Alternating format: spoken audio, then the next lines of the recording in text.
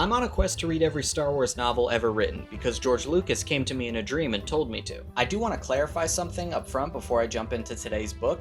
I have read quite a few of them already. I don't want to mislead and give the impression that I'm going in blind. I've read most of the books on my shelf. Not all, but a sizable chunk. I had already read a few books at the beginning of last year when I started really getting into them. I only just now started documenting my thoughts. As far as I'm concerned though, that's a good thing, because it means I have a backlog of books to go through, so I can make these videos slightly faster than the time it takes me to read a full-length novel. So with that out of the way, today we're going to be taking a look at, I believe, the second, maybe third book I ever read in the Star Wars series. Get you down from your place of honor up here. Thrawn by Timothy Zahn. The first canon novel reintroducing the titular character to the Star Wars universe, this book is about Thrawn's time in the Empire leading up to the events of Star Wars Rebels. When an Imperial troop discovers a rogue alien living in isolation, he quickly proves himself to be a fiercely intelligent and dangerously cunning warrior. And after it becomes clear that he belongs to a long mythologized race of aliens, he is brought directly to Emperor Palpatine himself, who determines that the stranger, Thrawn will be offered a place in the Empire and the opportunity to prove his mettle. I can't remember if this book or Rebels was my first introduction to Thrawn as a character. I was familiar with him long before either of them came out, just as one of the most popular characters in the EU, even before the Disney purchase, but I never read any of his entries, and I have to say, in my opinion, this is an excellent start to the character. Zahn makes Thrawn's meteoric rise through the Imperial ranks a fascinating read, balancing the brilliant tactician I'd always heard about with a lack of political knowledge that prevents him from seeming like an overpowered super genius like he sometimes can. I know that there's some conversations online about the differences between the canon version of Thrawn and the Legends version, and now having read the Heir to the Empire trilogy myself, I can definitely see what they're talking about. That said, different doesn't necessarily mean bad, and I love what Zahn has taken the opportunity to make of the character after the canon wipe. If anything, I wish that the new TV shows that are using Thrawn would take more notes from the nuanced character presented in these new canon novels, as opposed to the more straightforward character he was in the original Legends trilogy.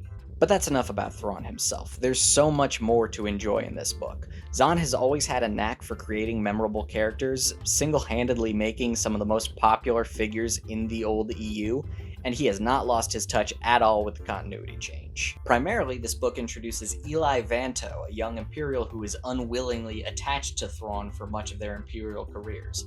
Eli is a fantastic and very charming character, and his role in this book is incredibly fun as he plays the Watson to Thrawn's Sherlock. This book also features a full backstory for Arinda Pryce from Star Wars Rebels, and I have to confess, I did not recognize at first that this was the same person as in the TV show. Again, I can't remember if I had seen the show already or if I just knew that she was one of the villains. She's given such a full and developed story in this that, if anything, it feels like Rebels is the epilogue to her story in Thrawn, as opposed to the other way around.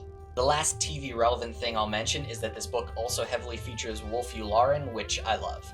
Some of you may recognize him as the deep-voiced man who worked with Anakin and Obi-Wan during the Clone Wars. Some of you may also recognize him as the deep-voiced man who worked above Agent Kallus in Star Wars Rebels. Some of you who are as deranged as I am may recognize him as the white-haired guy at the Death Star Council, who says nothing and then dies at the end of the movie. He's in this, and that's great. I love how this book highlights the structure of the Empire, between Thrawn's time in the Imperial Academy, as well as standing before several military tribunals as he has to defend unorthodox but inarguably effective strategies chosen in the field of duty.